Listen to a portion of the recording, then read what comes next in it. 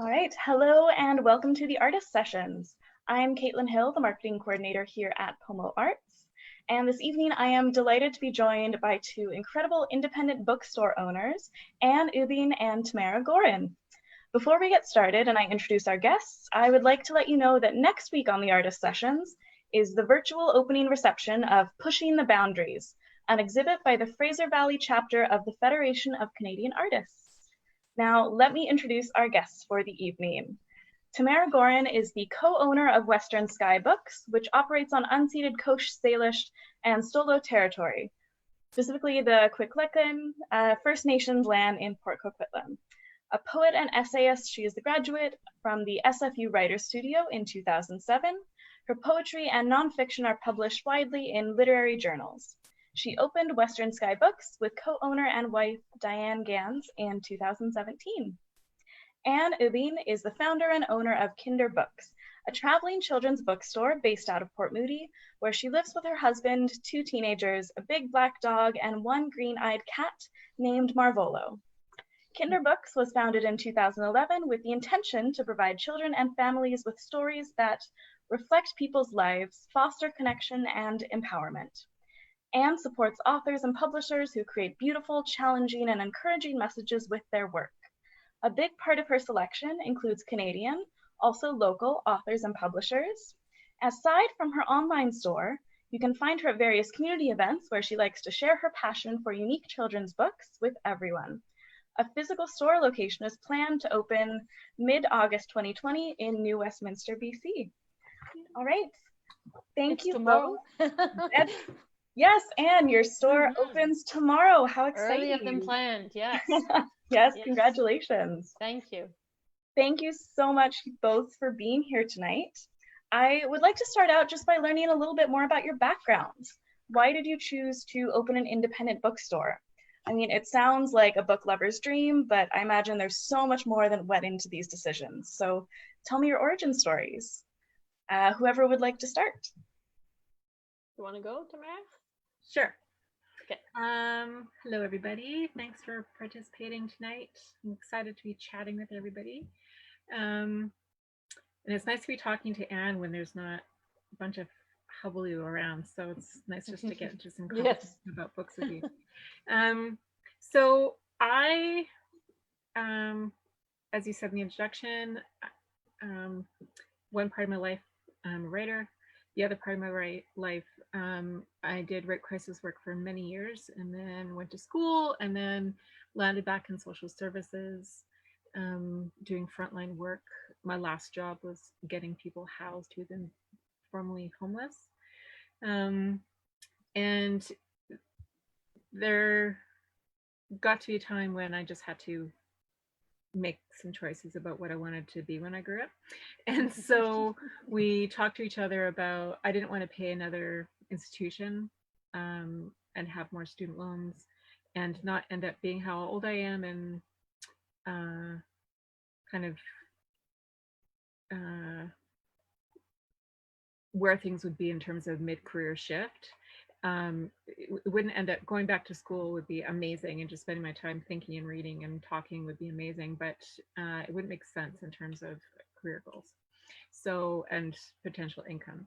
So we talked to each other about what do we like doing and how do we want to spend our time, and if we're going to do something like this, like something big and this big a shift at this point in our lives, what do we want to do? And we were like, we spend all our time in bookstores. That's what we do. We go look at birds.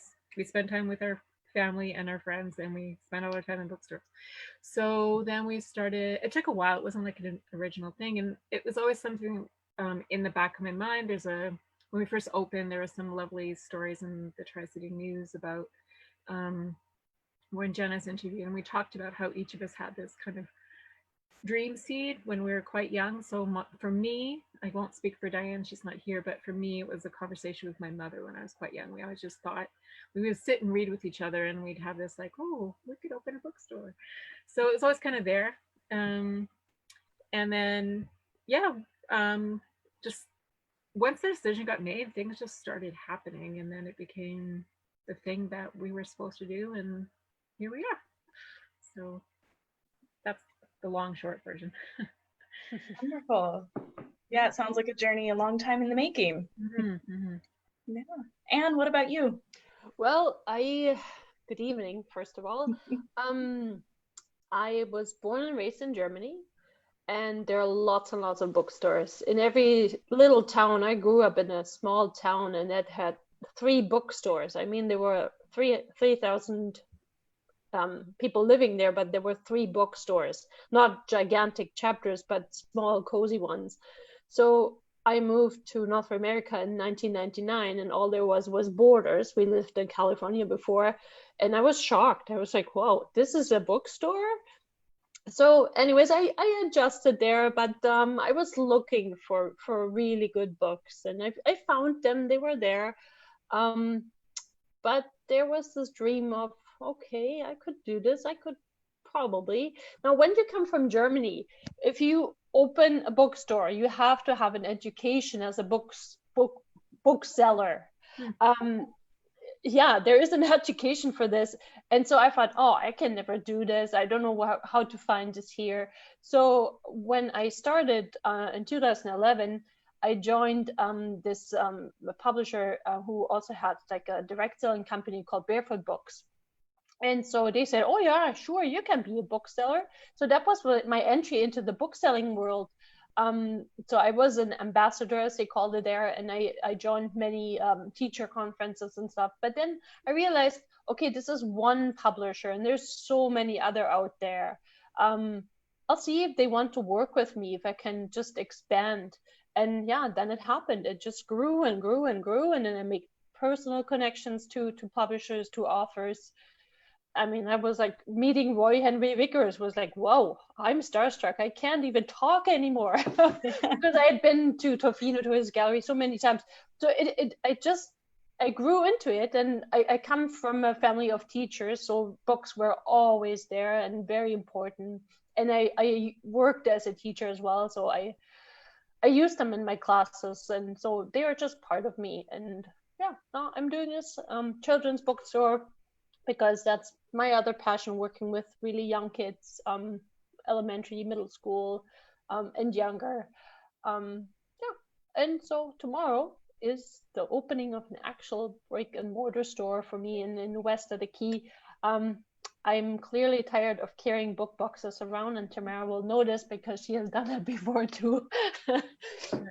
And just with the situation right now, there's not much happening where I can attend. There are some artist markets, and teacher conferences are just not taking place. So if I don't do anything right now, I can just stay closed, and I don't want to do that. I have something to say, so here I am. Yeah, that's wonderful. So speaking about kind of moving into opening a store, and the kind of all the work that goes into that right now in particular, the buzzword for 2020 has been pivot, as we've all had to adjust to our new normal. However, I know a lot of independent bookstores faced kind of an equally large challenge years ago with Amazon kind of rose to popularity. So what do you think the point of owning an independent bookstore is when faced with such large competition? And has the pandemic shifted that at all for you, or is it just another challenge to weather? Anne, do you want to hop on this one first? Sure. Well, of course, Amazon is our competition, but only as far as pricing goes. Knowledge, not so much. Connection, not at all. So I always say there are people who are supporting small businesses, and yes, they can get it a click, they can get it the next day if they want to. But real readers, why can't they wait? Right? It's not necessary. So I don't really see Amazon as a competition per se. It's a price point, yes. And I had people standing in front of my table, and they went online, they took a picture and said, well, Amazon has $1 cheaper. So I know they don't really connect to me anyway. So yeah, I let them go. But yeah, the personal connection, the knowledge. If somebody comes to me and say, do you have a book that I can read with my child about the wars? Yes, I can show you some. Find that on Amazon. If you don't know what you're looking for, yeah, you can look for a long, long time, or get a list and 200 scrolls down. So I think the knowledge, the expertise that small businesses have, small booksellers have, that's a major point. So that's why I don't think it's a competition. And I actually talked to a publisher the other day, and she was saying she's surprised how many new bookstores open in those times during COVID. There's so many popping up. So that tells you something, that people realize they need small, they need support, they need their community, and eventually these will be meeting places again. Yeah. Tamara, do you want to jump in on that? Sure. So part of our choice was being a used bookstore, and so of course Amazon is Amazon. So the used booksellers all have their books and their collectibles on a book. So what did Amazon do? They went and bought a books, right? So we find ways to get to our customers and get to our readers. If I've found that it's about our, so as Anne alluded to, when we first opened, we were selling books at the Port Coquitlam Farmers Market because they were amazing and had a small business category, so I didn't have to be a maker to sell our books there, and we wouldn't be here if it wasn't for the farmers market. Honestly, they were so supportive of us in that first 6 months until we could find a storefront. And it was seriously the connection. People could get the same book that I have on my shelf for $3. They walk across the street to a thrift store and get it for $1. But in the bookstore, it's alphabetized.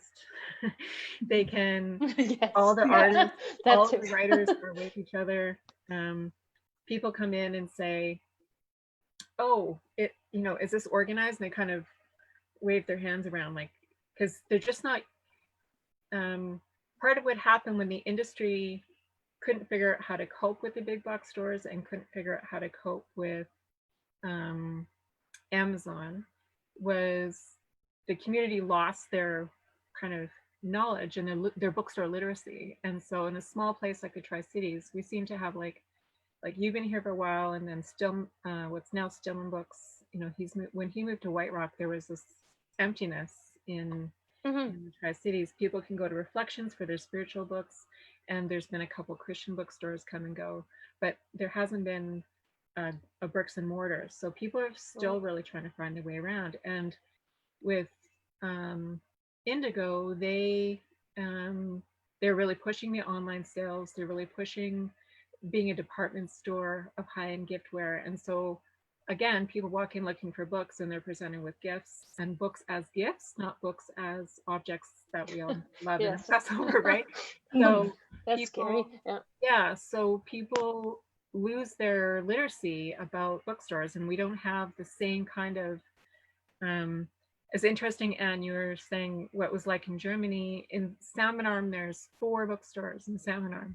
How tiny Salmon Arm is as a place, and they can sustain 2 used bookstores, one metaphysical store, and a store like Black Wand, right? It's I forgot the name of it off the top of my head, but they have an indie that sells new books as well. So we have those kinds of ecologies, and I really think, for instance, the Tri-Cities could, if it wasn't for rents, honestly, we could have more bookstores. Oh, definitely. I would have stayed in here in the Tri-Cities if it wasn't for the rent. Yes, for sure. That's if we're talking about what's in the way of people opening up in British Columbia, I'd say, is the rents and our lease payments, right? That's the biggest challenge. We have to sell a lot of books. Right. So, yes. Yeah. So when people come in and say, like you just said, oh, they show you their book on their phone, and they say, oh, do you have this? And you say yes, and then it's more there. They have that choice to make, and that's fine. They can buy it on Amazon if they choose to. My job is to build a relationship and get them to trust me. So maybe next time they will order from us, and make sure they understand that they can use our online ordering system, and I can get those new books for them. It'll take longer, but and most people are okay with that they have to wait for a little bit, because if we order just one book, we don't have this huge warehouse right next to us. We have to order in bulk, so it makes sense for us. Yeah, they can wait. They will.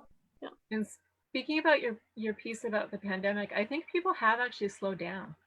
Mm-hmm. So yeah, that kind of, things are kind of speeding back up again. I've noticed last 2 weeks, but people are, oh yeah, I can wait 2 weeks for that. Mm-hmm. Right? Oh, great. Yes. Okay. Here it comes. And the publishing industry is, with new books, I'm having to learn this right now. They're having a bit of the publishers don't have a lot of money, so they're doing very small print runs. Mm-hmm. And so people have to wait for their books anyway. They're not in a stack of 30 the way they used to be in the stores anymore. They might want to be a stack of 10. And another reason, I'm sorry to interrupt, another reason why it takes longer is now that a lot of publishers are pulling out their printing from China. Yeah. So they're trying to find new destinations to print. So it just takes longer now. Yes. Yeah. Right. Yeah. So it sounds like the industry is kind of shifting to keep up with all of the changes right now. Right. And you kind of started talking about this a little bit with all of the different bookstores kind of around the Tri-Cities that we've had that have gone through. Mm-hmm. But this leads really nicely into my next question, which is you both own independent bookstores. Do you view each other as competitors? And I have a feeling the answer is no. No. But tell me of course, when you hear, oh, there's a new bookstore open, you go like, oh, that's the initial, that's the normal reaction, right? You go like this. And I must say, it took a long time for us to meet in person. Like we probably watched each other's Facebook, Instagram for a long time, saw each other at markets, stuff like that. But I must tell you, when we met, we connected right away. There was nothing of a competition for me, not at all. No. There's I think that's true. I think the main reason we didn't meet was because we're both busy. I mean, I was indeed, yes, in startup. It's just like, for me, I was in startup, and my first 6 months was what you do every day. So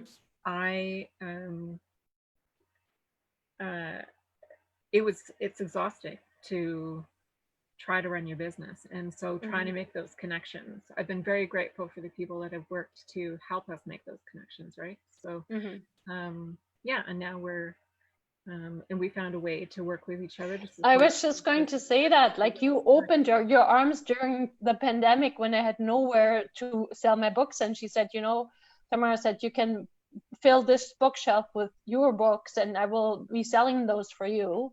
And we go back and forth.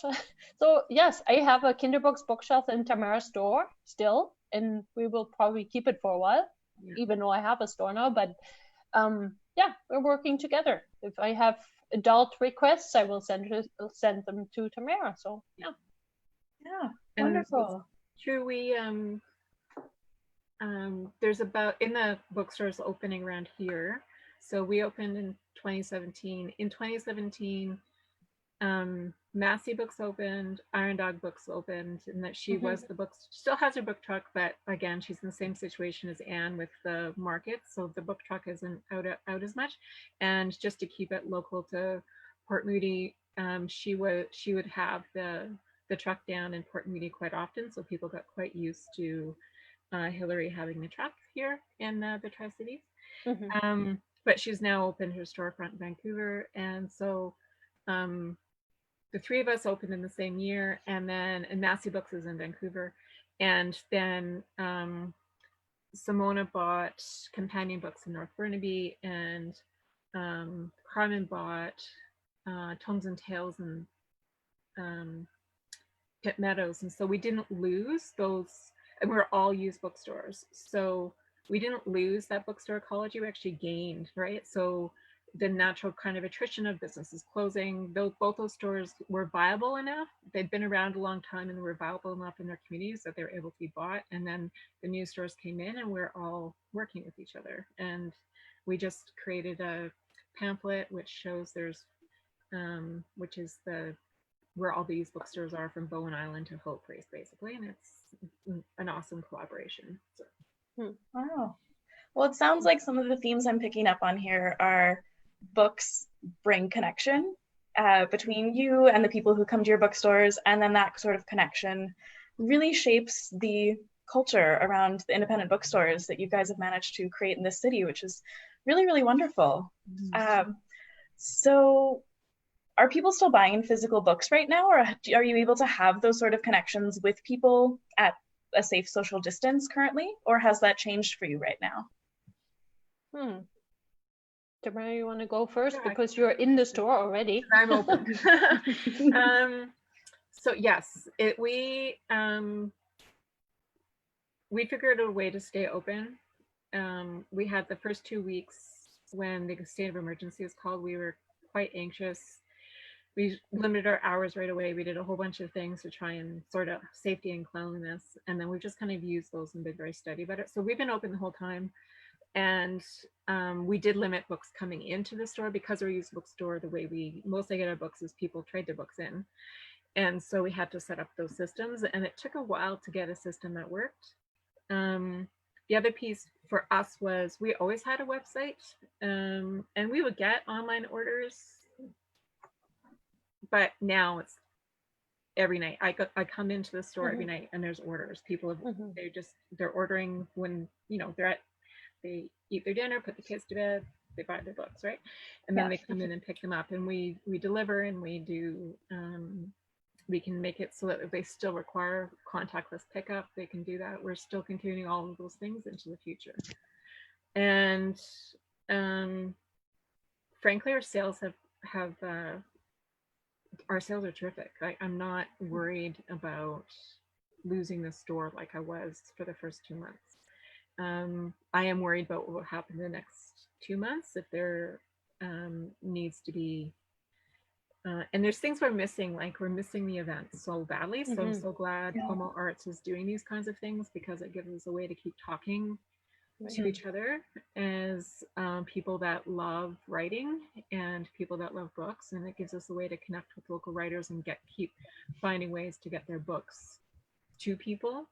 It's very difficult for local writers right now. I have several people released their books in this time, and I just have so much respect for them, for their tenacity to get their words out. It's been amazing. Well, and people are coming into the store and grabbing Anne's books. So there you thank you. Fantastic. Well, this was a way for me to stay alive, and also online orders, they increased actually. And yeah, I did deliveries. I got to know our whole area, drove around nice neighborhoods and stuff. Also, yeah, personal connections. Like many people here in my community know me as their kids' teacher, because I work for the city of Port Moody as a teacher. So there's always my face and my name somewhere there. So they remembered, and they knew I have this business. So yeah, I can say the same that Tamara said. My numbers were okay. And now I want to see with the physical location. Of course, that's why I'm not doing a big grand opening tomorrow, and that will come later. How people really, they kept on saying you should have a store, so we'll see how that is. Just from the week that we have been setting up, there were so many people standing in the window looking. When are you opening? So I'm hoping this will be good. Yeah. Oh wow! Yeah, that's very exciting. And before I move on to my next question, I will just mention, I know we've got lots of people watching, lots of people commenting in the chat box right now, but if you have any questions for Tamara or Anne, please post them and we'll try and answer all of them at the end. Yeah, so it sounds like you guys are doing actually quite well, which must be a big weight off of your shoulders. Have you noticed the pandemic impacting people's reading choices at all, or reading habits? Or anything like that? I know I've had a lot of friends who say, oh, I'm reading so much more. I've finally had time to pick up this book that's been sitting on my shelf for years. Have you heard that from people? Yes. Yeah, it's pretty consistent, and it was interesting. What's slowed down now is what I call them book hauls. It's kind of people who are coming in and grabbing loads of books for their kids, loads of books for themselves. And so or doing the online orders that way too. Like today I think that they ordered like 20 books, and it's absolutely for their reading, to get them through until the end of August, right? And there has been some kind of niche. People are like wanting to go back to some comfort reading. Like I'm getting these requests for like fairly old fiction titles that I kind of like the books my mom read. So I know that's why I know about them. So I was like, oh yeah, we actually had some of those come in. So they weren't on the shelf, but I had them tucked away just in case, right? And then so people are doing comfort reading, and then for people, I love sci-fi and dystopian stuff. So there's a lot of that. Um, Probably 3 times a week, people start with asking for The Stand, and then I move them along from Stephen King over to the, like um, Tiger Flu was released last year, and it's one of, if you're going to read something, that's the most contemporary thing about, which is well written about a pandemic as you're going to get to, right? And it's sci-fi, and it's fabulous. So yeah, people, they're doing their pandemic writing, they're doing their comfort. I've had a lot of grandparents coming in wanting older children's books as well that they want to share. They're spending so much more time with their grandkids doing childcare, Yes. right? Yes. So trying to find them those titles, knowing we have a lot of children's books, but we don't necessarily have all of those very specific. That book that was our favorite book in 1945. Yeah, yes. Oh, yes. That's always challenging. We do. It's very exciting when we do, but we don't. So try to get them. Okay, so then this writer is writing a similar book, similar theme, which is more modern, which will meet your grandchildren's sensibilities, right? And trying to pair that up. It's been a fun experience. For me, there were two things standing out. One was initially when the lockdown started, a lot of parenting books because they spend a lot more time with their kids. So yeah, so that then there was a lot of yoga, mindfulness for kids, probably to deal with the anxiety around all of that. And then of course with the political events that happened, the Black Lives Matter was really big. So I made sure I had a lot of those in stock, a big variety. And yeah, and there was coming back quickly to parenting.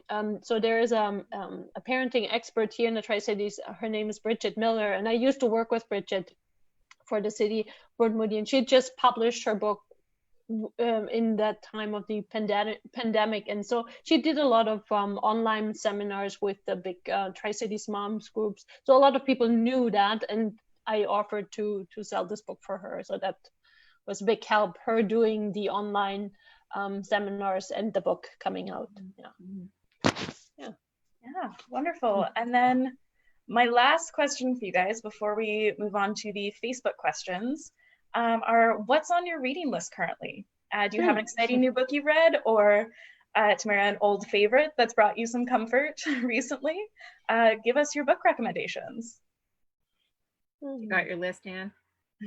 Oh, all my favorites are in the store right now. So I didn't check any children's books because I was leaving that to Anne's expertise. But thank you.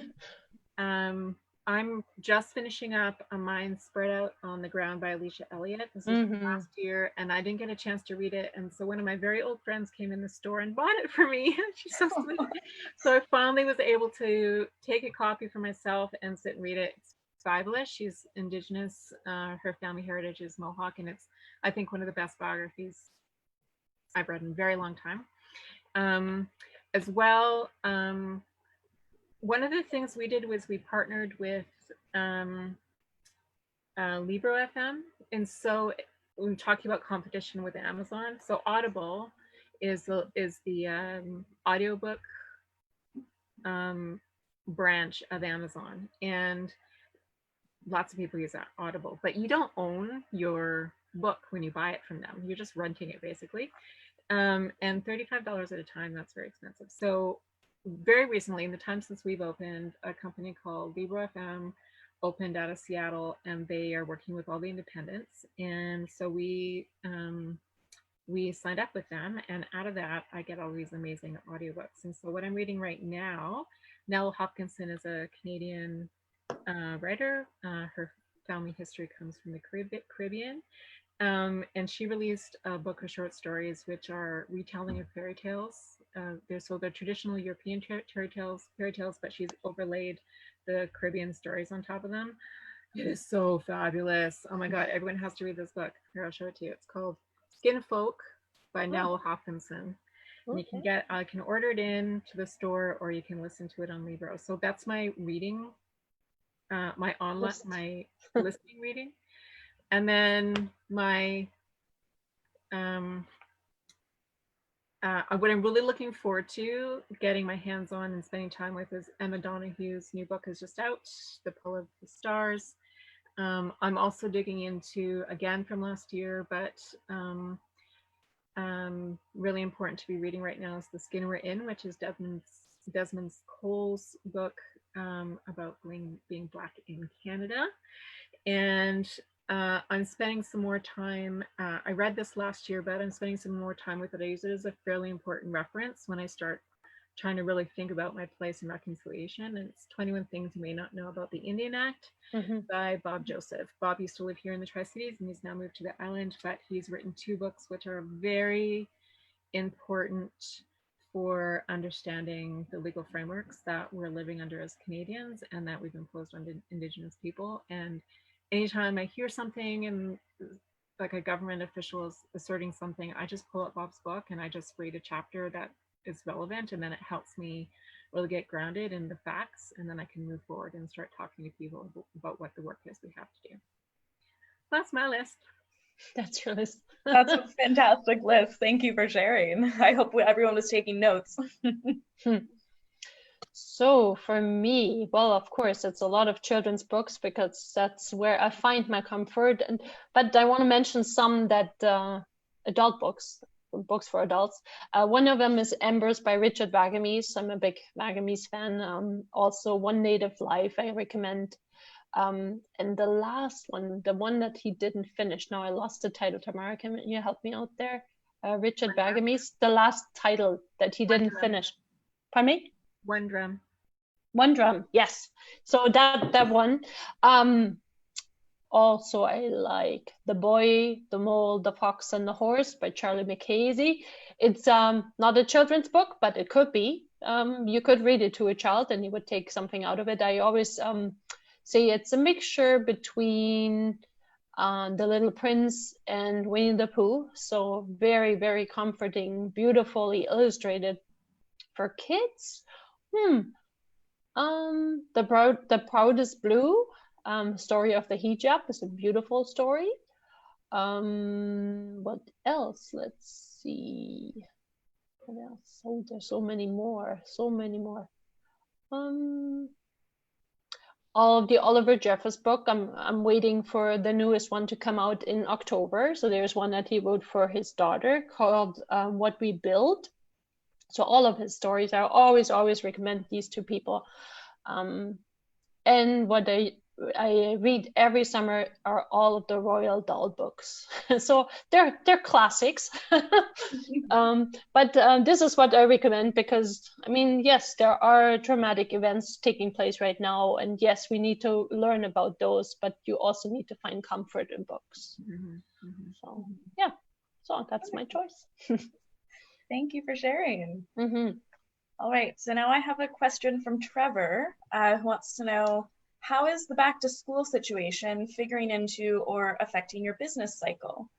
And do you have an idea about that? Because you deal with children's I books. think a lot of people will be looking for homeschool resources again, and I can put these together, yes. I have a really good teacher friend, my friend Jane, and we talked about this to put together some packages for younger kids. Yeah, so I think there will be questions because a lot of people think about keeping their kids at home. So yes, there will be a nice choice for that. Lots of nature titles, of course. Tamara, does that figure into your plan at all? Yes. It's interesting because we're primarily a used bookstore. I just always wanted to make sure that we had lots. Like, I always make sure we have titles like The Outsiders In or anything that I know is on the high school curriculums. So I really try to work hard to get discount copies in or hunt around for used copies of the books that I know are the basics on the high school curriculum. So and if I can't, then I make sure that I have, you know, we have Lord of the Flies, we have 1984, we have The Outsiders, but then also trying to provide some complementary titles as well. And in terms of children's books, I just like for the littles, it's more about making sure that children have books that they want to read, not that they have to read. And yes, yes. The pressure on parents is so much right now. So for instance, there's lots, like the kids, there's the summer gap that they talk about where children lose some of their reading. So a lot of parents are very anxious about their kids continuing to read. So I try to put funny books in their hands, because then the kids will be enjoying themselves. And I'm like, reading an Archie comic is fine. They're still reading, right? Everything counts. Yes, totally. Yeah. Yes, that's what I always say. Tickets back out. It costs the same as, you can get so many Archie comics for the same price as a Dogman. So just take it and grab one Dogman. Or if they're into reading the storybooks, then I put Eileen Holland's books in their hands, for instance. So right. Oh yes. Like Sophie Trophy is so funny, and the kids love it, and the adults love reading it. So, and I kind of do the same thing with adults too, right? Like, if you're just needing something to relax and have fun with, pick something that's not super intense. Like, just, like say AJ Devlin, for instance, with his new series. And the new one is Cobra. Oh, is it Old and Cobra? Oh, I'm terrible. I'm sorry, AJ, if you're watching. I'm terrible. I'm just losing the names of your books. Anyway, Rolling Thunder is the new one, and Cobra Clutch is the first one. And they're about wrestling and roller derby. Like, they're totally awesome and hilarious murder mysteries, right? So just try to, so back to the school, try to get books in people's hands that are fun. And then if there's something they need for their school curriculum, like I did bring in workbooks, which is something we didn't have before, because parents were coming in and asking for them anyway. So in the normal course of a school year, some parents feel the need to get to work with their children above and beyond the curriculum. And so there's not a lot of places for them to buy those things now. So I did get some in for that purpose, but it's not, it's like it's one shelf. The rest of the time I'm about, okay, let's get you what they need for their curriculum, and then let's just make reading pleasurable. Because I don't know how many young adults or people in their 30s come into the store saying, I haven't read since university because they sucked the love of reading out of me. So like, let's make you love reading again. Right? So I want to do that so that, yes, read the book for school. You're going to learn how to write a sentence, because, you know, and do your reports and everything, but then keep reading because you love it. Yeah, read for fun. That's yes. And learn through reading, and it's not through worksheets. It's this should be supportive, but not the only thing. Yeah. Wonderful. Yeah. All right, next question. Eileen wants to know, Tamara, will you have any online readings? And will your new store have online readings? That's an idea. Well, we did them here in the community. I created something with a program called Our Community Reads a Kinderbook. So we had a couple of people from our community reading stories online, some authors too. But that's an idea. Thank you. I'll put that on my list. Yes, once the dust has settled. Yes. And I actually just talked to so for people that don't know, we've been the host store. I've not hosted personally, but we've been the host store for Words in the Burbs, which was created by Christina Myers and Lynn Easton, who are fellow Writer Studio grads, and they also live in the suburbs. And their idea was they were very sick of, not sick, but they're tired from having to go to all of the readings in the city, right? So when you're attached to live readings, you go to where they're being read, which is downtown Vancouver. And so their vision was to have a reading series. And so we started off, it was going to move all over the place, and then we just kind of settled in to Western Sky, and that's where it's been. So we did our last one online in May, and I just talked to Christina today, and we'll probably have at least one, if not two, Words in the Burbs in the fall. They need to decide. They've got family and kids and all that to take care of, to see how they can get it organized. And I have yet to decide. I feel like I'm now through the point where I'm worried about the store, and I can start imagining going back to our original mandate, which for me was we before the pandemic, the new books in the store were all local writers, and that is still like the first thing you see when walking the store is a bank of books which are written by local writers.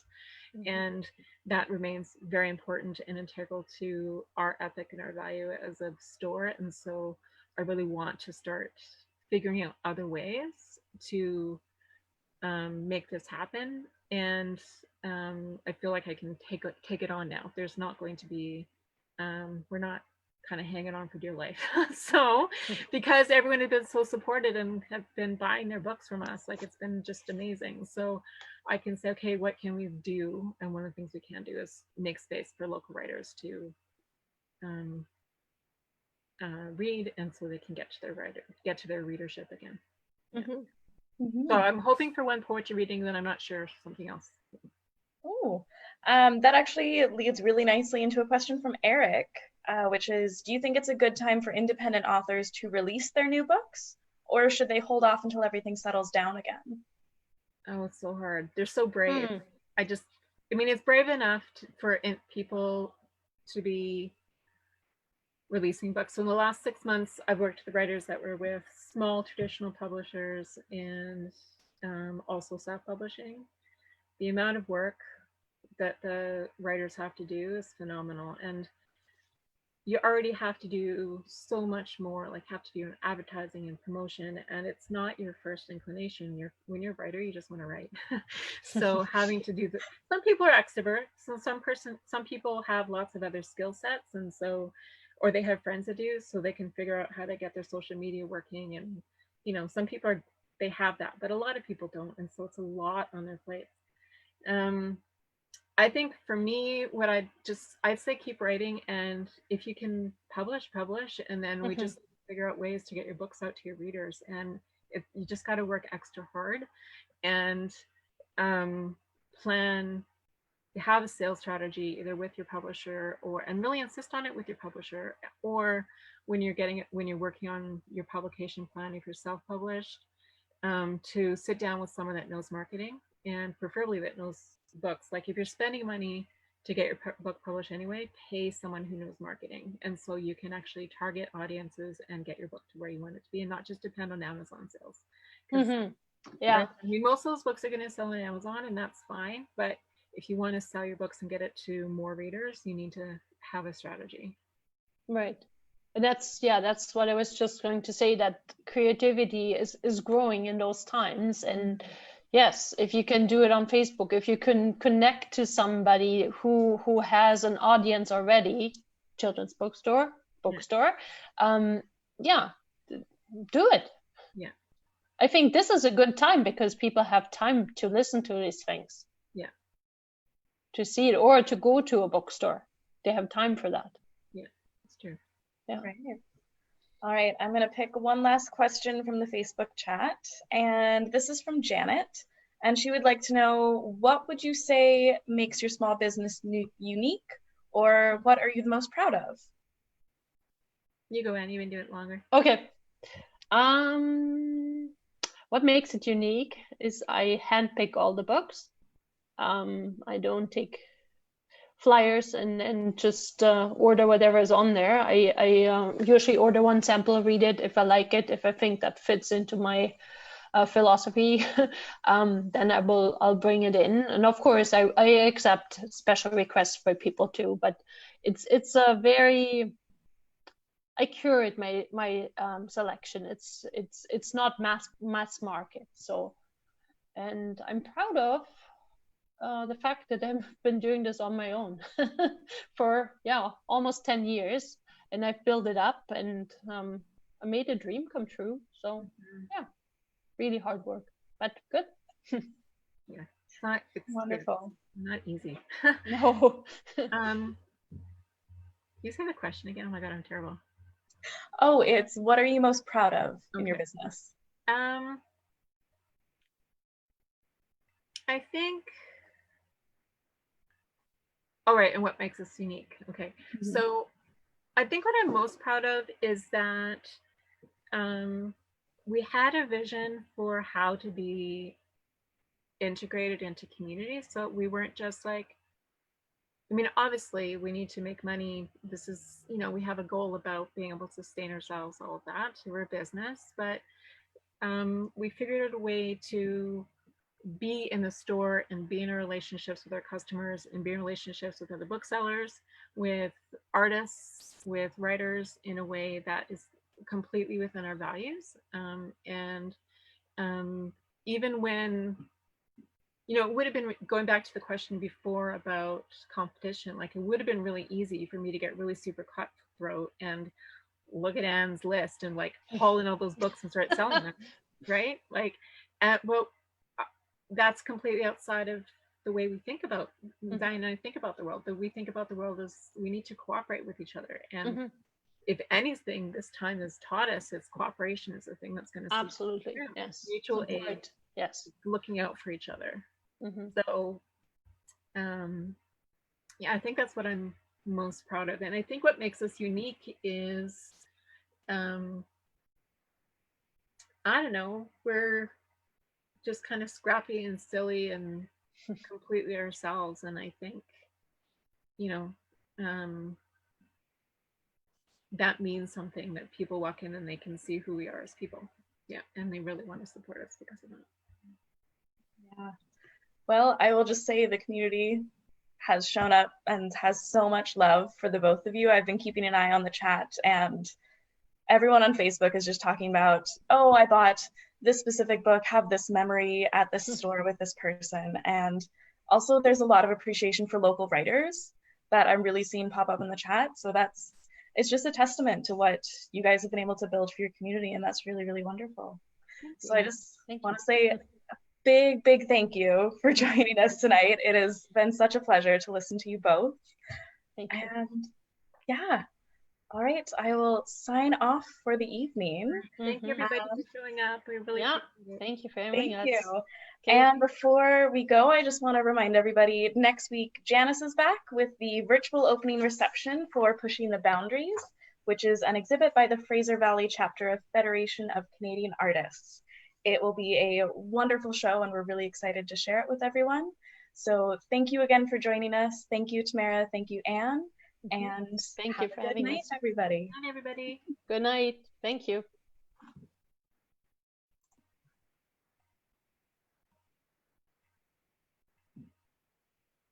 So do you need us for anything, Caitlin? Nope, we're all good.